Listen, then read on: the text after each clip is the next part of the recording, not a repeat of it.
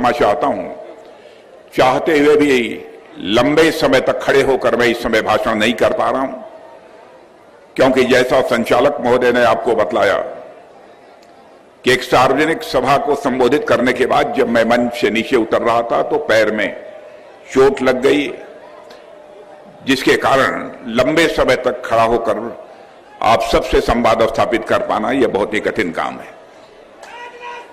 लेकिन इतनी बड़ी संख्या में आप सब लोग यहां पर मौजूद हैं, इतना बड़ा हुजूम मेरे बहनों भाइयों, मैंने कल्पना नहीं की थी कि राजाजीपुरम में जाकर मुझे प्रत्यक्ष अपनी आंखों के सामने इतना बड़ा हुजूम हमको देखने का अवसर मिलेगा। राजाजीपुरम में इसके पहले भी मैं कई सार्वजनिक सभाओं को संबोधित कर चुका हूं। भाई आप लोग शोर मचाएंगे, मैं बोल नहीं पाऊंगा, क्षमा कीजिएगा। कोई याद नहीं, ज्यादा से ज्यादा ताली बजा दीजिए, शोर मत मचाइए। बहनों भाइयों, इसके पहले भी मैं कई सार्वजनिक सभाओं को इस राजाजीपुरम में संबोधित कर चुका हूं, लेकिन मैं ईमानदारी के साथ कहना चाहता हूं कि इतनी बड़ी सार्वजनिक सभा आज तक राजाजीपुरम में मैंने कभी भी संबोधित नहीं किया। यह आप सभी लोगों का प्रेम, यह आप सभी लोगों का स्नेह है, जिसके परिणाम स्वरूप आप इतनी बड़ी भारी संख्या में आप सब यहां पर एकत्रित हुए। आप सब ने मेरा भी अभिनंदन किया है। मैं तो आपके घर का हूं, आपका मैं जनप्रतिनिधि हूं। सचमुच अभिनंदन मेरा नहीं होना चाहिए, बल्कि मेरा यह नैतिक दायित्व बनता है कि एक बार मैं शीश झुकाकर आप सभी बहनों भाइयों का मैं हार्दिक अभिनंदन करूं।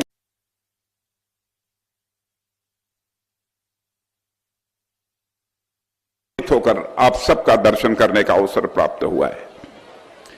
सारे देश में चुनाव चल रहा है, 4 चरणों के चुनाव संपन्न हो चुके हैं। यह 5वें चरण का चुनाव अब संपन्न होने जा रहा है। 20 मई को मतदान होगा। अब तक जो 4 चरणों के चुनाव संपन्न हुए हैं, राजनीतिक विश्लेषकों का यह मानना है कि अब यह बात पूरी तरह से पक्की हो चुकी है कि बीजेपी नेतृत्व की एनडीए इस बार भारत की संसद में 400 से अधिक सीटों पर विजय प्राप्त करने जा रही है। मैं जानता हूं जब भी चुनाव होता है बहुत सारी राजनीतिक पार्टियां आती हैं और आपके अंदर तरह तरह की गलतफहमियां भी पैदा करने की वह कोशिश करती हैं, लेकिन आप मुझे भी जानते हैं, मैं आपको भी मैं जानता हूं। बहनों भाइयों, जिंदगी में कभी झूठ बोलकर मैंने राजनीति नहीं की है। मेरी यह मान्यता है कि यदि सार्थक राजनीति यदि करनी है, जनहित की यदि राजनीति करनी है, तो केवल और केवल सच बोलकर ही सार्थक राजनीति की जा सकती है। आपने देखा होगा कि दोनों बार प्रत्याशी रहते हुए भी मैंने कभी भी लखनऊ की जनता को कोई आश्वासन नहीं दिया, कभी भी कोई आश्वासन नहीं दिया।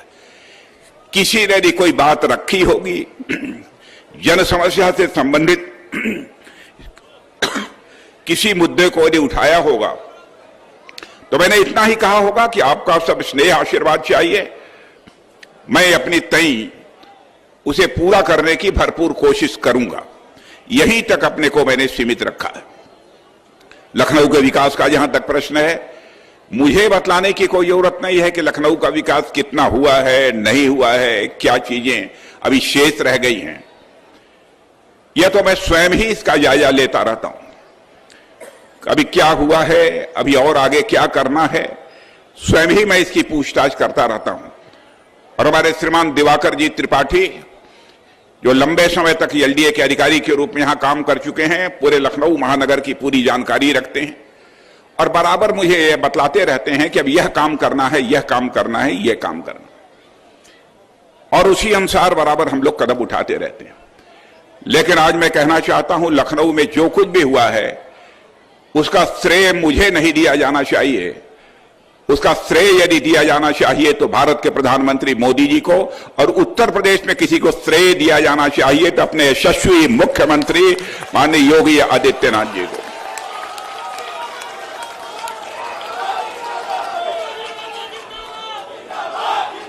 बहनों भाइयों, मैं ईमानदारी के साथ यह बात कह रहा हूं, इसलिए नहीं कह रहा हूं कि योगी जी हमारे बगल में बैठे हैं या हम लोगों के बहुत अच्छे रिश्ते हैं।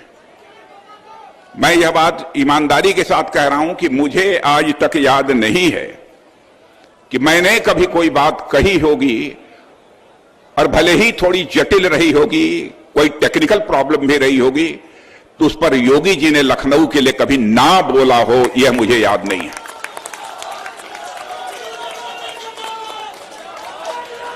अभी यह फ्लाईओवर जिस क्या नाम है, तब पहले नाम था लाल कुआं था पहले, अरे भाई पहले का नाम बदला, लाल कुआं फ्लाईओवर। बहनों भाइयों, जब मैं लाल कुआं फ्लाईओवर से मैं गुजर रहा था, पुराना नाम है, अब तो गुरु गोविंद सिंह जी के नाम से हो गया है वो, और हैदरगंज, उससे मैं गुजर रहा था तो सचमुच मुझे आनंद की अनुभूति हुई है। पहले भी यहां आता रहा हूं और उसके बाद भी इस फ्लाईओवर से चलकर आया हूं। अब तक कई फ्लाईओवर यहां बन चुके हैं, लेकिन मैं लखनऊ की जनता को आपके माध्यम से जानकारी देना चाहता हूं, अभी 12 या 13 फ्लाईओवर और स्वीकृत हैं। स्वीकृत कराना नहीं है, स्वीकृत हैं, केवल उस पर काम होना अभी शेष है। लखनऊ के चारों तरफ रिंग रोड का निर्माण 104 किलोमीटर 8 लेन की रिंग रोड का निर्माण का काम भी पूरा हो चुका है। आप लखनऊ एयरपोर्ट देखिए, शानदार एयरपोर्ट आपको दिखाई देगा। आप देखिए त्रिवेणी नगर रेलवे स्टेशन, मैं कह सकता हूं कि त्रिवेणी नगर का रेलवे स्टेशन यह विश्व स्तरीय रेलवे स्टेशन होगा। मेरे बहनों भाइयों, विश्व स्तरीय रेलवे स्टेशन होगा। आलमबाग का जहां तक सवाल है, एक सैटेलाइट रेलवे स्टेशन के रूप में इमर्ज होकर जो है वह लोगों के आलमनगर रेलवे स्टेशन एक सैटेलाइट स्टेशन के रूप में जो है एकदम बिल्कुल वह हम सबके सामने प्रत्यक्ष रूप से दिखाई दे रहा है। बहुत सारे ऐसे काम हुए हैं। काम का जहां तक प्रश्न है, इस देश में भी बहुत काम हुआ है, इस प्रदेश में भी बहुत काम हुआ है, और इस प्रदेश के काम के लिए मुझे चर्चा करनी हो तो मैं कह सकता हूं, सबसे पहले जो सबसे बड़ा काम किया है, जो किसी भी राज्य के विकास की पहली शर्त होती है, कानून और व्यवस्था का चुस्त दुरुस्त होना। मैं कह सकता हूं, जो करिश्माई काम योगी आदित्यनाथ जी ने यहां की कानून और व्यवस्था को चुस्त दुरुस्त बनाने में किया है, वह अपने में एक लैंडमार्क है। क्योंकि मेरी यह पक्की धारणा है कि जब तक किसी राज्य में कानून और व्यवस्था के हालात यदि चुस्त दुरुस्त नहीं होंगे, उस राज्य का विकास किसी भी सूरत में संभव नहीं हो सकता। और आपको जानकर खुशी होगी, जिस उत्तर प्रदेश के बारे में यहां पर पहले सपा बसपा यह सब सारे सरकारें हुआ करती थी, विकास की बातें बहुत सारी की जाती थी, लेकिन हमारे उत्तर प्रदेश का विकास संभव नहीं हो पाया था। लेकिन आज उत्तर प्रदेश प्रगति और विकास के पथ पर तेजी के साथ आगे बढ़ रहा है, तो उसका श्रेय भी किसी को दिया जाना चाहिए, तो अपने मुख्यमंत्री श्रीमान योगी आदित्यनाथ जी को दिया जाना चाहिए। मैं तो सारे देश भर में मैं सारे देश भर में जाता हूं और मैंने देखा है मेरे बहनों भाइयों, मैंने देखा है उत्तर प्रदेश में जो कानून और व्यवस्था की स्थिति है और उत्तर प्रदेश में जिस तेजी के साथ विकास हो रहा है, यह हिंदुस्तान के दूसरे राज्यों में भी इसकी चर्चा हो रही है। यह सब भी हम सभी के लिए गौरव का विषय है। देश का यहां तक प्रश्न है, आदरणीय मोदी जी के नेतृत्व में एक नए भारत का निर्माण एक नई सोच के साथ होते हुए आप प्रत्यक्ष अपनी आंखों के सामने देख रहे हैं। भारत अब हमारा यह पुराना भारत नहीं रहा है, एक नए भारत का निर्माण तेजी के साथ हो रहा है। 140 करोड़ की जनसंख्या के देश में नए भारत का निर्माण करना यह 10-5 वर्षों में यह काम संभव नहीं है। फिर भी उस लक्ष्य को प्राप्त करने की दिशा में हम तेजी के साथ आगे बढ़ चुके हैं। और आज यह बात मैं नहीं कह रहा हूं, दुनिया की बड़ी मानी जानी हस्तियां यानी बड़े बड़े विद्वान, बड़े बड़े अर्थशास्त्री कहते हैं कि जो भारत 2004 से लेकर 2004 से लेकर 2014 तक धन दौलत के मामले में, अर्थव्यवस्था के आकार के मामले में, इकोनॉमी के साइज के मामले में दुनिया के देशों में 11वें स्थान पर खड़ा था। हमारे प्रधानमंत्री मोदी जी ने करिश्माई काम किया है बहनों भाइयों कि आज हमारा भारत 8-9 वर्षों के अंदर ही जो दुनिया के देशों में 11वें स्थान पर खड़ा था वह जंप लेकर आज वह 5वें स्थान पर पहुंच गया है। इतना ही नहीं, बड़े बड़े अर्थशास्त्री, बहुत बड़ी बड़ी फाइनेंशियल फर्म्स, मॉर्गन स्टैनले जैसी फाइनेंशियल फर्म भी अब यह दावा कर रही है कि भारत जितनी तेजी के साथ आगे बढ़ रहा है, सर्वाधिक तेजी से आगे बढ़ने वाली अर्थव्यवस्था यदि किसी देश की है तो भारत की है। अब इस सच्चाई को नकारा नहीं जा सकता है कि 2027 आते आते हमारा भारत धन दौलत के मामले में दुनिया की टॉप 3 कंट्रीज में आकर खड़ा हो जाएगा। और आपको जानकर यह भी खुशी होगी कि हमारे पड़ोसी देश, हमारा एक पड़ोसी देश है जो भारत के बारे में बराबर अच्छी बात कभी नहीं सोचता है, आज उस पड़ोसी देश का भी संसद सदस्य पाकिस्तान की संसद में खड़े होकर वह कहता है कि भारत आज विश्व की महाशक्ति बन रहा है, लेकिन पाकिस्तान अपनी बर्बादी को बचाने के लिए दुनिया के सामने हाथ फैलाकर भीख मांग रहा है। यह मैं नहीं कह रहा हूं, वहीं के सांसद ने कहा है। सारी दुनिया में भारत के प्रति एक सोच बदली है।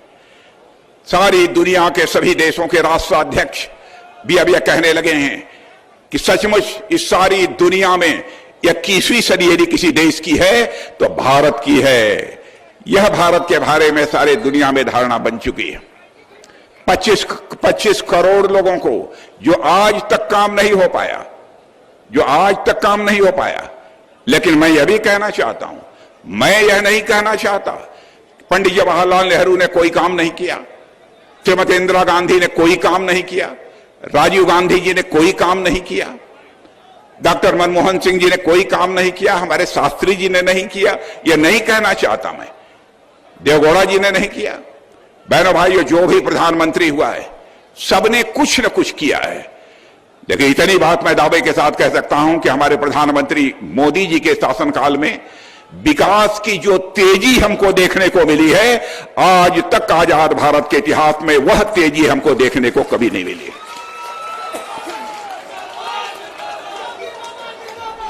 और यह बात मैं नहीं कह रहा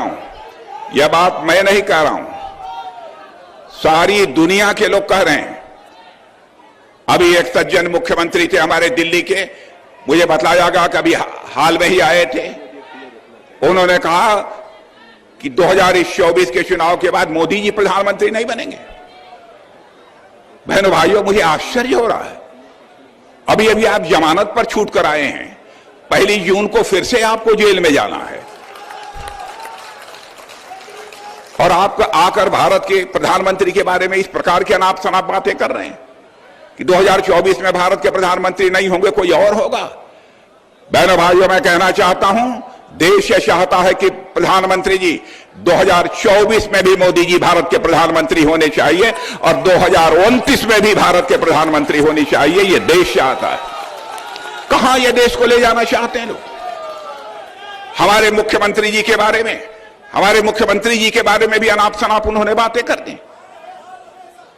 बहुत विकास का दावा करते हैं, वह दिल्ली का विकास कर दिया। बहनों भाइयों, जाकर दिल्ली की हालत देखिए, क्या बना रखी है इन्होंने। और दिल्ली में जो भी विकास हुआ है उसका श्रेय भी, सर्वाधिक श्रेय यदि किसी को जाता है तो भारत के प्रधानमंत्री मोदी जी को जाता है। मोदी जी प्रधानमंत्री नहीं रहेंगे, योगी जी मुख्यमंत्री नहीं रहेंगे, माने ये रहेंगे तो केवल वही रहेंगे और कोई नहीं रहेगा। ऐसे सशक्त और प्रभावी नेतृत्व के बारे में इस प्रकार की अनाप शनाप बातें करना, यह बहुत ही दुर्भाग्यपूर्ण, इसे मैं मानता हूं। और मैं कहना चाहता हूं उनको, राजनीति केवल झूठ बोलकर नहीं की जा सकती। सार्थक यदि राजनीति करनी है तो सार्थक राजनीति केवल सच बोलकर ही की जा सकती है। मैं लखनऊ वासियों को कहना चाहता हूं, आप मुझे चिट्ठी लिख दीजिएगा कभी, कभी भी मैंने किसी से झूठ बोला हो, कोई गलत आश्वासन दिया हो? जिंदगी भर हम लोगों ने राजनीति की है बहनों भाइयों, तो सच बोलकर ही राजनीति की है। ये कहते हैं कि मोदी जी आगे आ जाएंगे, देश में तानाशाही आ जाएगी, संविधान बदल देंगे, लोकतंत्र संकट में पड़ जाएगा। मैं आपसे पूछना चाहता हूं, सबसे पहले लोकतंत्र का गला भारत में घोटा गया है तो 2075 में इमरजेंसी, जब श्रीमती इंदिरा गांधी जी थी उस समय इमरजेंसी लगाकर भारत में लोकतंत्र का गला घोटा गया। हम लोगों ने कभी लोकतंत्र का गला नहीं घोटा है। स्वयं ही कहते हैं संविधान में परिवर्तन कर देंगे। 132 बार संविधान में परिवर्तन करने का काम इन लोगों ने किया। 10 वर्षों में मोदी जी ने एक भी नहीं किया। इनके पास मुद्दे नहीं हैं, मुद्दों का काल है। इसलिए अनाप शनाप की बातें जनता से झूठ बोल रहे हैं। बहनों भाइयों, मैं आपसे कहना चाहता हूं, राजाजीपुरम को मैं जानता हूं, यहां इंटेलेक्चुअल्स हैं, यहां बुद्धिजीवी हैं। इस तरीके से बड़े बड़े नेता, ये बड़े नेता मैं उनको नहीं मानता हूं, सो कॉल्ड बड़े नेता मानता हूं, तथाकथित बड़े नेता इस प्रकार की अनाप शनाप बातें कर रहे हैं। लोकतंत्र का गला घोट दिया जाएगा। अब यह बताइए, आपको जानकर खुशी होगी, सूरत में, गुजरात के सूरत में हमारा भारतीय जनता पार्टी का प्रत्याशी निर्विरोध जीत गया है बहनों भाइयों, विजय का श्री गणेश हो गया है। अब कोई लड़ने की हिम्मत ही नहीं कर पाया। वो जानता था कि यदि मैं लड़ूंगा तो हमारी जमानत जब्त हो जाएगी। इसमें हम लोगों का दोष क्या है? मोदी जी का दोष क्या है? और ये कहते क्या है? कहते क्या है? साहब, यह तो बिल्कुल लोकतंत्र का गला घोट दिया गया। बहनों भाइयों, आजाद भारत के इतिहास को उठाकर कोई देख ले, 28 बार निर्विरोध सांसद चुने गए हैं। 28 बार निर्विरोध सांसद चुने गए हैं, जिसमें 20 बार कांग्रेस के निर्विरोध सांसद चुने गए हैं। उस समय लोकतंत्र का गला नहीं घोटा गया था। 2 बार समाजवादी पार्टी के निर्विरोध सांसद हुए हैं, 2 बार एनसीपी के निर्विरोध सांसद हुए हैं। और आप अनावश्यक आरोप हम लोगों के ऊपर लगा रहे हैं।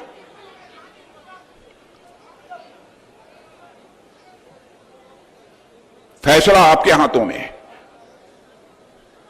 राजनीतिक पार्टियां कोई फैसला आपके हाथों में। और मैं बार बार कहता हूं, हम लोग राजनीति केवल सरकार बनाने के लिए नहीं करते हैं मेरे बहनों भाइयों, हम राजनीति करते हैं तो देश बनाने के लिए राजनीति करते हैं, देश बनाने के लिए राजनीति करते हैं। हमने आपसे बात की तो मैंने कहा सभी प्रधानमंत्रियों ने कुछ ना कुछ किया है, ईमानदारी से स्वीकार किया, लेकिन विकास की जो तेजी मोदी जी के शासनकाल में देखने को मिली है वो अद्भुत है, अद्भुत है। भारत का कद दुनिया में बढ़ा है। पहले भारत दुनिया के मंचों पर बोलता था, लोग भारत की बातों को गंभीरतापूर्वक सुनते नहीं थे, लेकिन आज भारत यदि दुनिया के मंचों पर बोलता है, मेरे बहनों भाइयों, सारी दुनिया कान खोलकर सुनती है भारत बोल क्या रहा है। यह भारत की हैसियत। हिंदू, मुसलमान, ईसाई, इस आधार पर देश को बांटने का आरोप हम लोगों के ऊपर लगाते हैं। दुनिया की कोई ताकत अब भारत का विभाजन नहीं कर सकती। बहनों भाइयों, हमारा नेतृत्व कोई साधारण नेतृत्व नहीं है। हमारा भारत का नेतृत्व प्रधानमंत्री के रूप में मोदी जी का, यह विश्व का एक सर्वमान्य प्रधानमंत्री है, सर्वमान्य नेता है।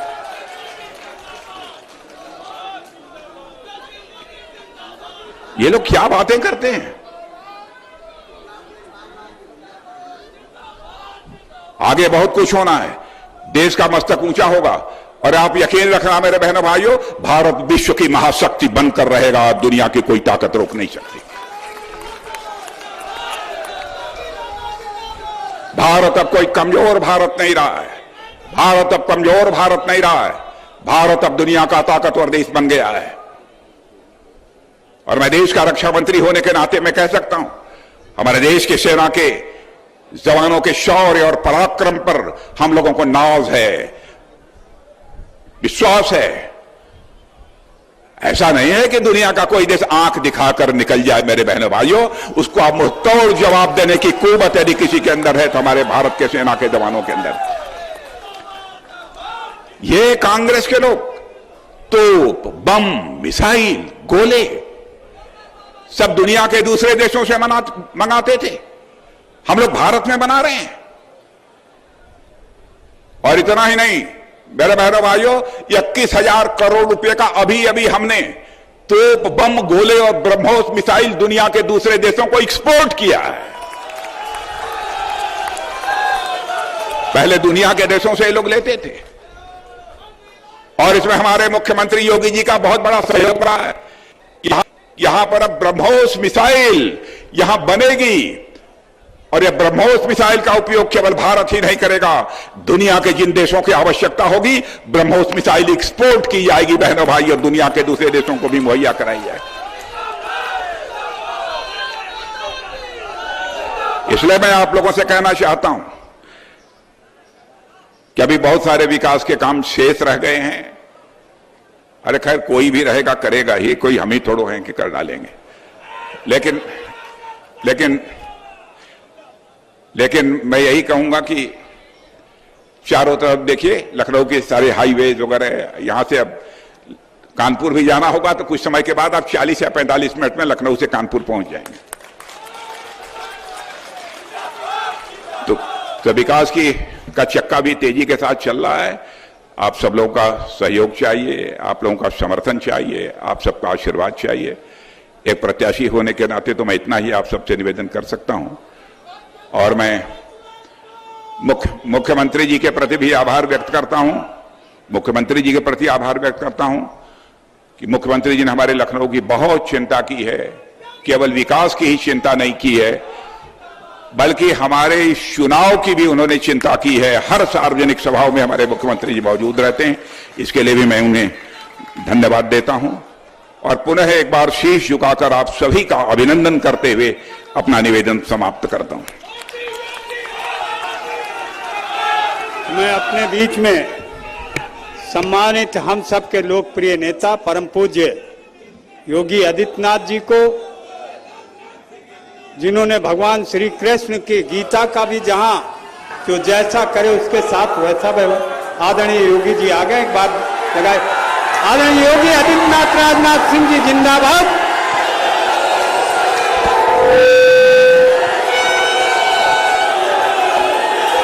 भारत माता की, भारत माता की, भारत माता की।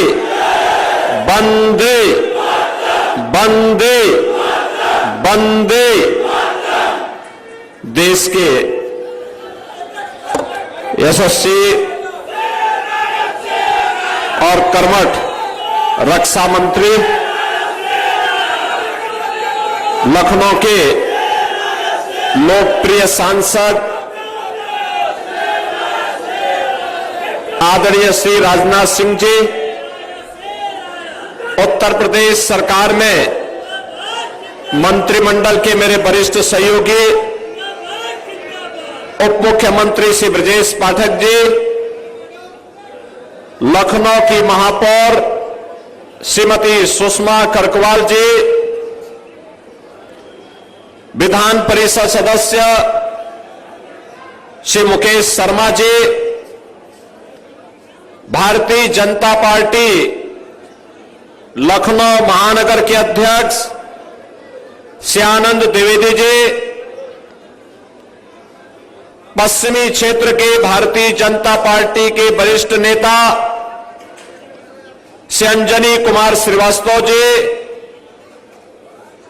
भारतीय जनता पार्टी के सभी पदाधिकारीगण, पार्षदगण और भारी संख्या में उपस्थित सभी बहनों और भाइयों,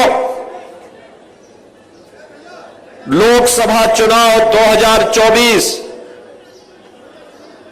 4 चरण अब तक संपन्न हो चुके हैं।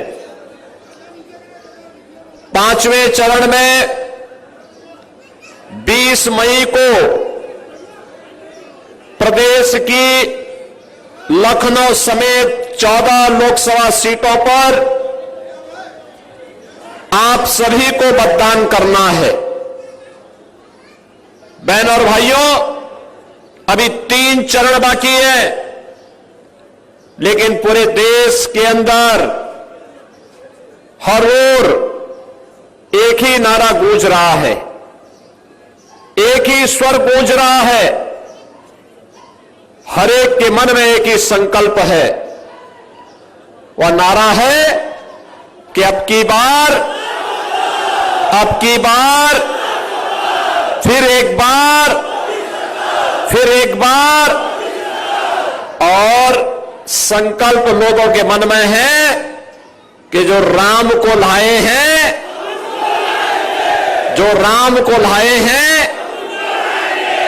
बहनों और भाइयों, आज हम सब इस बात के लिए अपना सौभाग्य मान सकते हैं कि हम नए भारत के नागरिक हैं। एक भारत है, श्रेष्ठ भारत है। ये नया भारत जिसका दुनिया में सम्मान है, जिसकी सीमाएं सुरक्षित हैं, जिसने आतंकवाद और नक्सलवाद पर प्रभावी नकेल कसा है, जिसने आधुनिक विश्व की सबसे अच्छा इंफ्रास्ट्रक्चर हाईवे के रूप में, एक्सप्रेसवे के रूप में, रेलवे के रूप में, मेट्रो के रूप में, एयरपोर्ट के रूप में अपने देशवासियों को दिया है, और दुनिया के सबसे प्रतिष्ठित संस्थान भी IIT, IIM, IIIT, NIT, AIIMS और वर्ल्ड क्लास यूनिवर्सिटी के रूप में भी अपने देश के युवाओं को समर्पित किए हैं।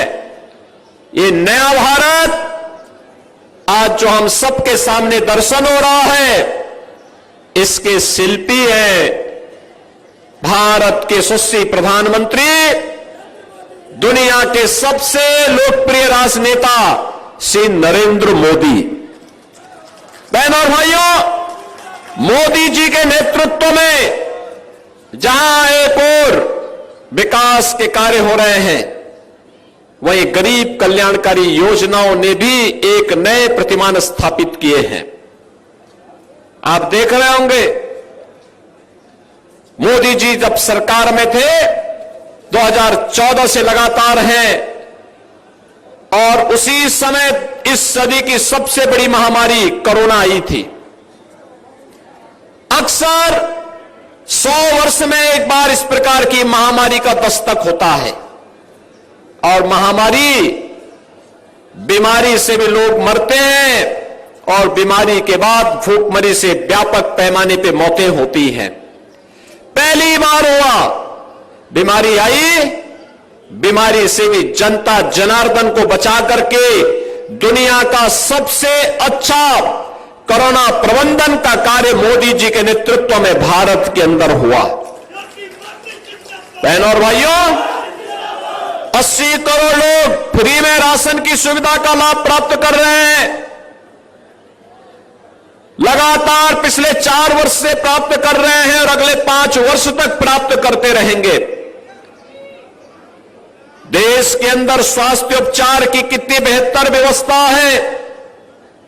60 करोड़ लोगों को 5 लाख रुपए की स्वास्थ्य बीमा प्रतिवर्ष उपलब्ध करवाने का कार्य प्रधानमंत्री आयुष्मान भारत के अंदर करने के साथ ही इस बार के संकल्प में भारतीय जनता पार्टी ने कहा है कि 70 वर्ष से ऊपर के हर एक बुजुर्ग को, हर एक वृद्ध नागरिक को हम प्रतिवर्ष 5 लाख रुपए उपचार की सुविधा फ्री में उपलब्ध करवाने का काम कराएंगे।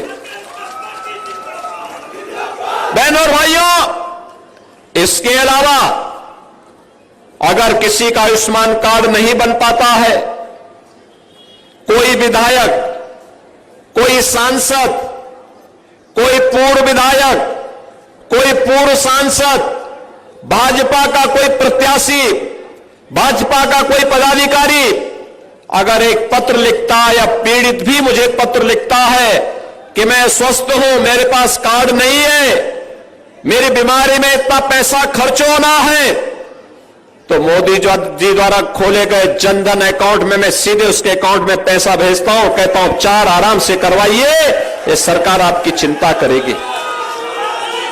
अंजलि श्रीवास्तव ने दर्जनों लोगों को सहायता उपलब्ध करवाई है। बहनों और भाइयों, आज मैं आपके पास यही कहने के लिए आया हूं, देश के अंदर हर गरीब के घर में शौचालय बन जाए, हर गरीब के घर में स्वस्थ ईंधन के रूप में एलपीजी के सिलेंडर आ जाए, और 4 करोड़ लोगों के 10 वर्ष में मकान बने हैं, और मोदी जी ने कहा है अगले 3 वर्ष में जितने बाकी होंगे उनको भी आवास उपलब्ध करवाने का काम कराएंगे। बहनों और भाइयों, ये जितनी भी सुविधाएं दी गई है, इसमें क्या किसी का चेहरा देखा गया क्या? किसी की जाति नहीं, किसी का मत नहीं, किसी का मजहब नहीं, किसी का क्षेत्र नहीं, किसी की भाषा नहीं। ये योजनाएं दी गई है सबका साथ और सबके विकास की भावना के साथ। बहनों और भाइयों, सबका साथ और सबके विकास की भावना के साथ ये योजनाएं देश को दी गई। मैं कल समाजवादी पार्टी और कांग्रेस के अध्यक्षों की प्रेस वार्ता सुन रहा था, और आज भी मैं समाजवादी पार्टी और आम आदमी पार्टी के अध्यक्षों की प्रेस वार्ता देख रहा था। मुझे आश्चर्य होता है, चुनाव चल रहे हैं, चुनाव के दौरान राष्ट्रीय अध्यक्षों को चुनाव प्रचार में लगना चाहिए, जनता जनार्दन के बीच जाना चाहिए, लेकिन इनके ऐसे कारनामे हैं कि जनता अब सुनने को नहीं मिल रही तो प्रेस वार्ता करने में ही दिन भर अपना लगा देते हैं। कहते हैं हम फ्री में राशन देंगे, अरे तो पहले से मिल रहा है। थोड़ा इनको आतंकवाद पर कांग्रेस को बोल देना चाहिए, नक्सलवाद पर भी बोलना चाहिए, भ्रष्टाचार पर भी अपने काले कारनामों के बारे में बताना चाहिए। और समाजवादी पार्टी कहती है कि आटा और डाटा देंगे, अरे माफिया के बारे में भी तो कुछ बोल दो। माफियाओं के बारे में, शराब माफिया, भू माफिया, खनन माफिया, पशु माफिया, वन माफिया, इन सबकी भी चर्चा आप थोड़ा कर लेती, समाजवादी पार्टी के अध्यक्ष के द्वारा हो जाती, और अपने कार्यकाल में हुए दंगों की चर्चा भी कर लेते, तो बहनों और भाइयों, उनका आटा और डाटे का मेल अपने आप ही गायब हो जाता। जिन लोगों ने अपने शासनकाल में, कौन ऐसा राजनीतिक दल है जिसको देश के अंदर और प्रदेश के अंदर शासन करने का अवसर न प्राप्त हुआ हो? सबको मिला, सबको मिला। और जहां तक आम आदमी पार्टी के नेता का प्रश्न है, तो थोड़ा बहुत जेल की यात्रा से आए हैं तो साइड इफेक्ट होता ही होता है, ये जेल का साइड इफेक्ट है। और ये मैं पहली बार देख रहा हूं कि जेल से आने के बाद, यानी कोई मुख्यमंत्री पेरोल पर हो, ये बड़ी अजीब सी विडंबना है। और जेल से आने के बाद वे भविष्यवेता भी बन जाए, तो मेरे बारे में मत करें, वे अपने बारे में कहें और आम आदमी पार्टी के भविष्य के बारे में कहें। बहनों और भाइयों, भारतीय जनता पार्टी प्रधानमंत्री मोदी जी के नेतृत्व में भारत के 140 करोड़ जनता जनार्दन की सेवा के लिए जिस मजबूती से कार्य कर रहे हैं, ये विकसित भारत के सारथी के रूप में मोदी जी के जैसा यशस्वी नेतृत्व आज हम सबको प्राप्त हुआ है। ये भारत का, नए भारत का सौभाग्य है, और इस नए भारत के अंदर ही संभव है कि 500 वर्षों की जो ये समस्या थी, कांग्रेस की दशकों के द्वारा दी गई समस्या थी, जो इस समाजवादी पार्टी के लोग कहते हैं ना, कहते थे परिंदा भी पर नहीं मार सकता, कांग्रेस के लोग कहते थे कि राम हुए ही नहीं। आज उसी अयोध्या में, उसी जन्मभूमि पर प्रभु राम लला का भव्य मंदिर भी बन गया है, और प्रभु राम ने अपना पावन जन्मोत्सव, भगवान राम ने अपना पावन जन्मोत्सव भी और पावन होली भी अपने ही भूमि पर मनाया है। बहनों और भाइयों, यह कार्य मोदी जी का नेतृत्व है, लेकिन इसका श्रेय आपको जाता है जिन्होंने भारतीय जनता पार्टी के कमल को खिलाने में अपना योगदान दिया है। अगर भाजपा की सरकार नहीं होती तो कांग्रेस और समाजवादी पार्टी तो बैरियर थी इन सब समस्याओं के समाधान करने के लिए। और मैं तो बार बार कहता हूं कि कांग्रेस हो या समाजवादी पार्टी, ये सभी समस्या है देश की। भारतीय जनता पार्टी समाधान है और उस समाधान का एक मॉडल आपके पास लखनऊ में है। आदरणीय रक्षा मंत्री जी ने सरदेव अटल जी के उन सभी सपनों को एक एक करके साकार करके दिखा दिया है कि अगर राजनेता ईमानदारी के साथ, पूरी प्रतिबद्धता के साथ कार्य करता है तो सभी संकल्पों की पूर्ति कैसे होते हुए दिखाई देती है। आज का ये लखनऊ हम सबके सामने है। बहनों और भाइयों, लखनऊ के विकास के लिए एक तड़प थी सरदेव अटल जी की, सरदेव लालजी टंडन जी की, और आज उस सपने को साकार किया है माननीय राजनाथ सिंह जी ने। ये लखनऊ आज स्मार्ट सिटी है। लखनऊ को जोड़ने के लिए चारों ओर से एक्सप्रेसवे है। पूर्वांचल की दूरी तय करनी हो, किसी भी कोने में, हमारे पूर्वी उत्तर प्रदेश के किसी भी कोने में जाना हो, राजधानी से यह दूरी मात्र 3 घंटे के अंदर पूरी की जा सकती है। बहनों और भाइयों, लखनऊ के अंदर लखनऊ की यातायात व्यवस्था की रीढ़ बना शहीद पथ तब बना था जब भारत के सड़क परिवहन मंत्री के रूप में माननीय राजनाथ सिंह जी थे, और आज गृह मंत्री के रूप में और फिर रक्षा मंत्री के रूप में उन्होंने किसान पथ की सौगात लखनऊ वासियों को दिया।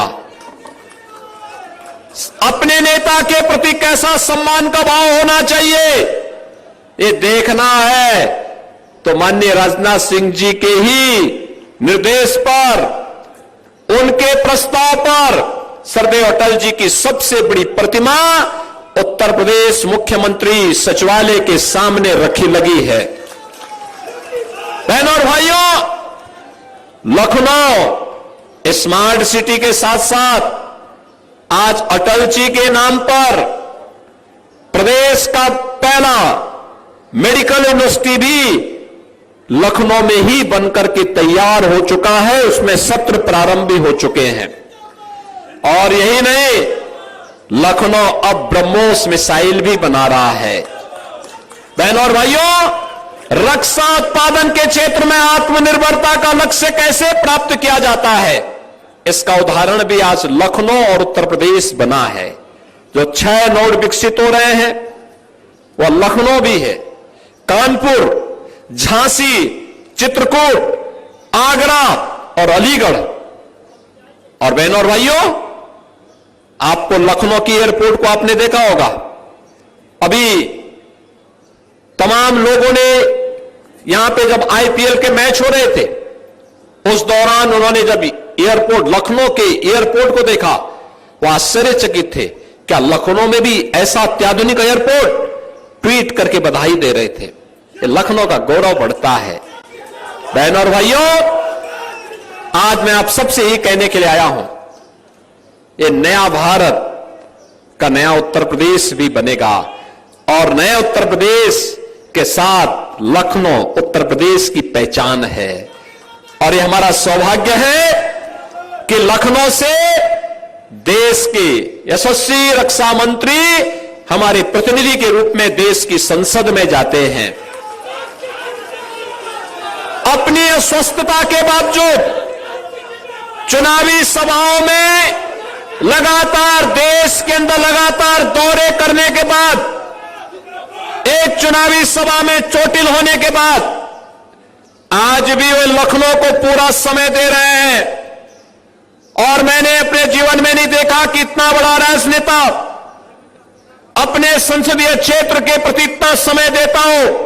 जब भी देश की व्यवस्था से थोड़ा समय निकलता है, मैं देखता हूं कि माननीय राजनाथ सिंह जी लखनऊ पहुंच जाते हैं। लखनऊ आकर के यहां की समस्याओं को लेकर के बैठकों का क्रम शुरू होता है, जनता से मिलते हैं, पीड़ित के घर जाते हैं, हर एक के सुख दुख में सहभागी बनते हैं।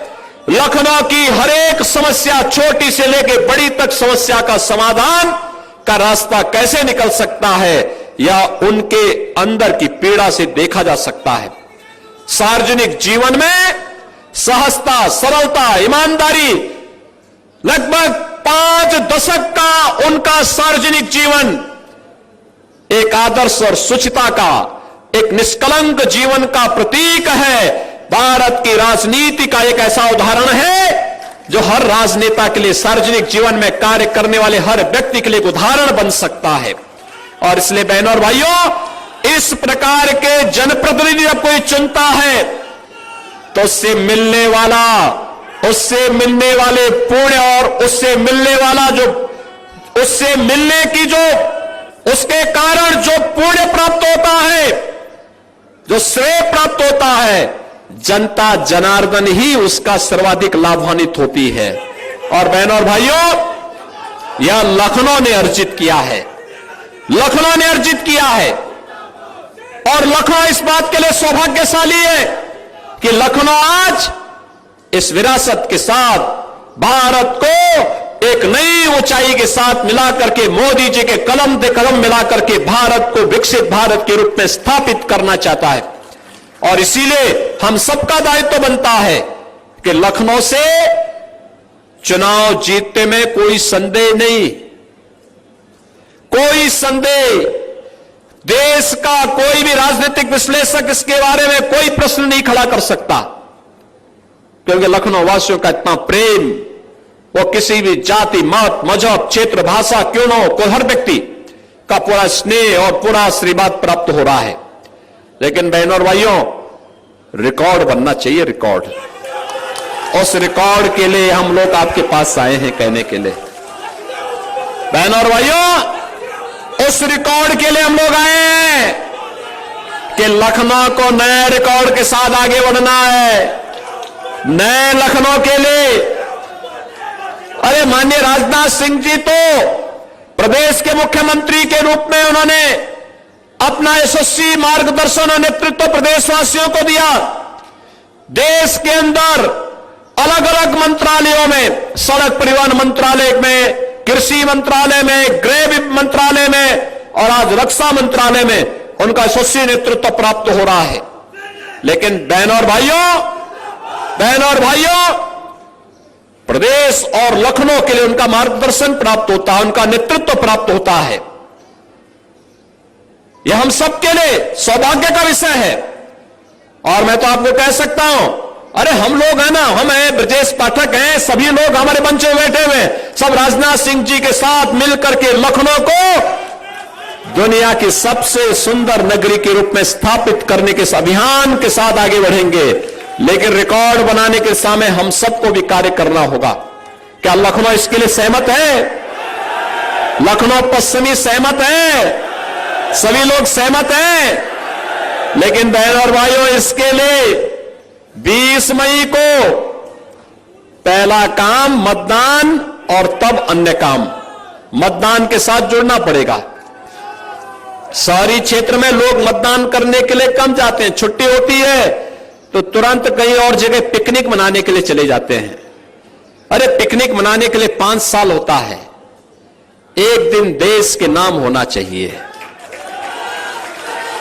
भारत के निर्माण के लिए, आधुनिक भारत के निर्माण के लिए, आत्मनिर्भर भारत के लिए, विकसित भारत के लिए एक दिन देश के नाम और देश के साथ साथ लोकतंत्र को बचाने के नाम होना चाहिए। और इसलिए बहनों और भाइयों, आपका मैं आह्वान करूंगा कि चुनाव के दिन केवल मतदान केंद्र पर रहना है, हर मतदाता को मतदान केंद्र पर लेके जाना है और उससे मतदान कराना है। करेंगे? सभी लोग करेंगे? ये पीछे के लोग क्यों नीचे हाथ किए हुए हैं? पीछे तक, जहां तक मेरी आवाज जा रही है, सभी लोग सहमत हैं? सभी लोग करके दिखाएंगे? भारी बहुमत से विजयी बनाएंगे? रिकॉर्ड बहुमत से लखनऊ नया रिकॉर्ड बनाएगा? तो फिर मेरे साथ बोलेंगे, भारत माता की, भारत माता की, भारत माता की जय श्री राम, जय जय श्री राम।